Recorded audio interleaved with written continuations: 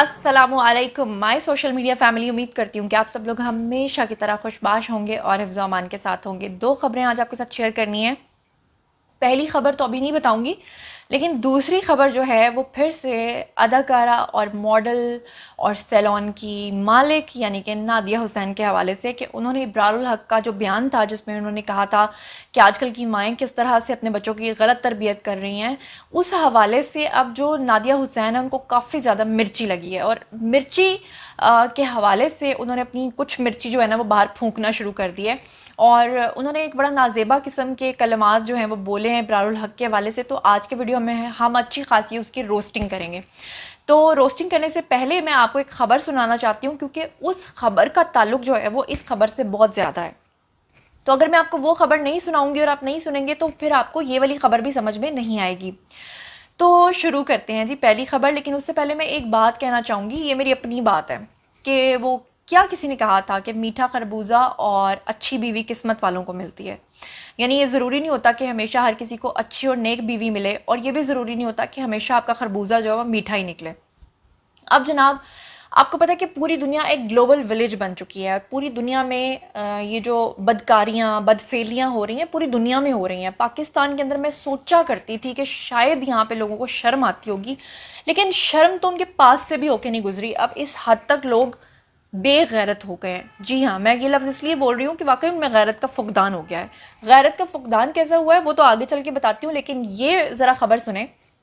भारत की एक रियासत है मध्य प्रदेश, वहाँ पर एक इलाका है जिसको कहते हैं भोपाल। वहाँ पर ये वाक़या पेश आया है कि जनाब एक शख्स ने, एक खामंद ने, एक शौहर ने अपनी पत्नी यानी कि अपनी बीवी का जो उज़्वे ख़ास है उसको सी दिया। जी हाँ, मैं सही कह रही हूँ। और हुआ ये कि वो बीवी जो है वो फिर चिल्लाती हुई पहुंची पुलिस स्टेशन। पुलिस ने वहाँ पर जब उसके शौहर को बुलाकर पूछा कि तुमने ऐसा क्यों किया, तो उस पर जो उसका शौहर है उसने कहा कि मैं अपनी बीवी की बदफेलियों और बदकारियों की वजह से इस हद तक तंग आ चुका था कि मेरे पास सिर्फ दो ही रास्ते थे। एक तो ये था कि मैं इसको जान से मार देता, और दूसरा ये था कि मैं मेरी जो समझ में आया वो यही आया कि मैं इसका जो उज़्वे ख़ास है, जो मैं अब क्या कहूँ, कि उसको मैंने सी दिया। तो जनाब ये खबर जब मैंने पढ़ी तो मुझे बड़ी हंसी आई। अच्छा, उसके बाद फिर क्या हुआ कि पुलिस वालों ने उस खातून से कहा कि क्योंकि अब तुम्हारे साथ जुल्म तो हुआ है, तो अब बताओ कि तुम क्या चाहती हो कि हम तुम्हारे शौहर को क्या सज़ा दें। तो उस खातून ने कहा कि चलो ठीक है, मुझसे गलती हुई, लेकिन अब आप ये करें कि मेरे शौहर को सज़ा ना दें, आप उसको ज़रा धमकाएं ताकि आइंदा जब मैं बदकारी करूँ, बदफेली करूँ, तो मेरा शौहर मुझे उस तरह से मेरे साथ ये सलूक ना कर सके, इसलिए थोड़ा डरा धमका दें, लेकिन उसको छोड़ दें। इस पे पुलिस बड़ी हैरान हो गई। यानी वो औरत फिर भी बाज आने वाली नहीं थी, यानी जो भी उसके साथ हो गया। अच्छा, अब दूसरी खबर से इसका कैसे ताल्लुक बनता है वो मैं आपको बताती हूँ कि आपको पता है कि 3 साल कारकर्दगी के ऊपर तकरीर की थी इब्रारुल हक ने, और इब्रारुल हक ने कहा था कि पुराने वक्तों की जो माएँ थीं वो गोद में बच्चे को लेकर कलमा तैयबा सुनाती थी, वर्द करती थी, इस्लामिक स्टोरी सुनाती थी। आजकल की माएँ जो हैं वो 24 घंटे अपने फ़ोन के साथ लगी रहती हैं, बच्चों की तरबियत पे उनका कोई ध्यान नहीं होता, और वो क्या करती हैं, बेबी शार्क वाला जो गाना है वो लगा कर दे देती हैं अपने बच्चों को, और बच्चे जो हैं वो सारा दिन ये देखते रहते हैं। आपको पता है आजकल पाकिस्तान के अंदर जो इतनी बदकारी फैली हुई है उसमें एक बहुत बड़ा किरदार इंटरनेट का इस तरह से भी है कि मैं इंटरनेट को बुरा नहीं कह रही, लेकिन मैं उसके इस्तेमाल को ये कह रही हूँ कि आजकल की नौजवान नस्ल जो है वो इसी तरह की चीज़ें देख देख कर एक दूसरे के साथ ये सब कुछ कर रही है। तभी तो रिश्तों की एक तमीज़ जो है वो ख़त्म हो गई है। मेरा ख्याल है कि इसके ऊपर अप्रिशिएट करना चाहिए था इब्रारुल हक को कि एक सिंगर होकर, आज के दौर का एक हीरो होकर, अगर वो एक अच्छी बात कर रहा है तो उससे अच्छा सबक लेते। लेकिन कहाँ जी, ऐसा हो सकता है भला?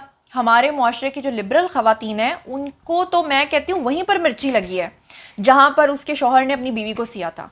अब ज़रा मुलाहिज़ा फरमाइए कि क्या आगे से उन्होंने कहा है। फौरी तौर पे उन्होंने एक प्लान बनाया। किसने? नादिया हुसैन ने। प्लान ये बनाया कि क्यों ना, एक इतना मशहूर हीरो है, उसने, सिंगर ने इतना बड़ा बयान दिया है, तो क्यों ना मैं बीच में अपनी टांग है वो अड़ाऊं।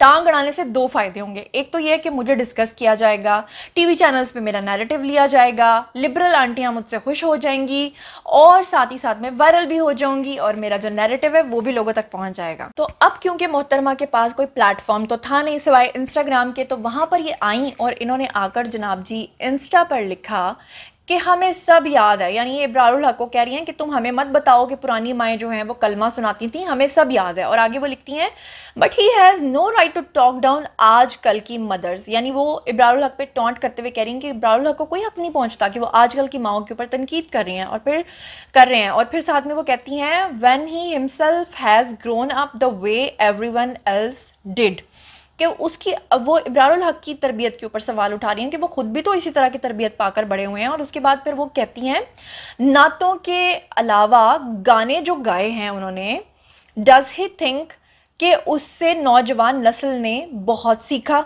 यानी ये उन्होंने टॉन्ट पता किस बात में किया है, इसका बैकग्राउंड मैं आपको समझाती हूँ। दरअसल उन्होंने जब इब्रारुल हक के बारे में ट्वीट किया कि इब्रारुल हक को कोई हक नहीं पहुँचता कि वो आजकल की माओं के बारे में ऐसी बात करें, चाहे वो अपने बच्चों को बेबी शार्क सुनाएं, चाहे वो गोल गोल शेक होकर अपने बच्चों को डांस दिखाएं, इब्रारुल हक का कोई राइट नहीं बनता। तो वहाँ पर एक सारिफ ने उनको जवाब देते हुए ये लिखा था कि इब्रारुल हक ने सिर्फ गाने नहीं गाए हैं बल्कि उन्होंने नाते भी पढ़ी हैं। तो उन्होंने नातों के जवाब में ये बात जो है वो कही।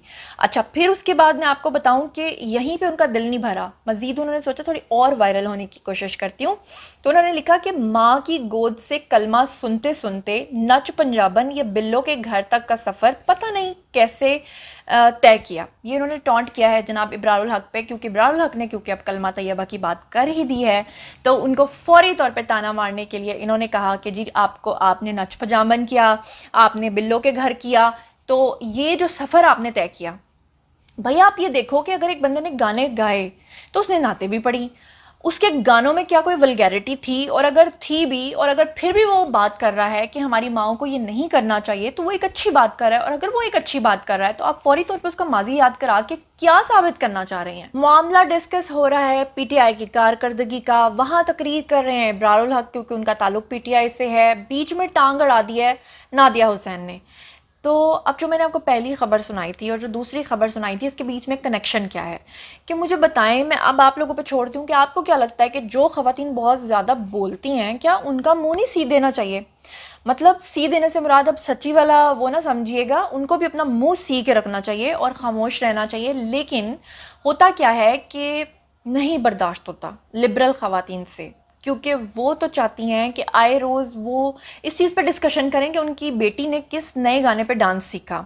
और हम लोग खुद मीडिया का हिस्सा हैं, हम खुद फिल्म्स में काम कर रहे हैं, ड्रामाज में काम कर रहे हैं। एक रोल, एक कैरेक्टर एक अलग चीज़ है, लेकिन जब बात आती है आपके बच्चों की तरबियत पे तो क्या आप खुलेआम उसको जस्टिफाई करेंगे? मेरा तो फिर ख्याल है कि वो जो भारतीय शौहर था उसने बड़ा सही फैसला किया था। जिस तरह उसने अपनी बीवी को सी दिया और बीवी को थोड़ी अकल आ गई, उसी तरह से आजकल की जो ख़वातीन है, जो लिबरल ख़वातीन है, इनके मुंह को सीने की बड़ी अशद किस्म की ज़रूरत है। मैंने बड़ी कोशिश की थी कि मैं इब्रारुल हक से रब्ता कर सकूँ, लेकिन इस वक्त वो बिज़ी हैं। मैं चाहती थी कि उनका नैरेटिव लूँ, लेकिन मैं जल्द उनका नैरेटिव लेकर आपकी खिदमत में ज़रूर हाजिर होंगी। अब मैं आती हूँ आप लोगों की तरफ। आपको क्या लगता है कि अगर कोई अच्छी बात कर रहा है और फौरी तौर पे बुराई को प्रमोट करने वाले लोग फ़ौरन सामने आते हैं, उनके भी अज़ाए मखसूसा के अंदर उनको मिर्चियाँ लगती हैं, तो फिर आप लोगों का फ़र्ज़ बनता है कि उनको जवाब दें, या जो सुन रहा होता है उसका फ़र्ज़ बनता है कि जवाब दें, या नहीं बनता, या बस खामोशी इख्तियार कर लेनी चाहिए और जंगल के कानून की तरह जो कह रहा है उसको कहने देना चाहिए? जो भी आप समझते हैं आइए कमेंट सेक्शन में शेयर कीजिए। मज़ीद खबरें, व्लॉग्स, इंटरव्यूज़ और सियासी तज्ज़िये जानने के लिए मेरे साथ कनेक्टेड रहना हरगिज़ मत भूलिएगा। चैनल को सब्सक्राइब कर लीजिएगा। अपना बहुत बहुत ख्याल रखिएगा। अल्लाह ने के बान।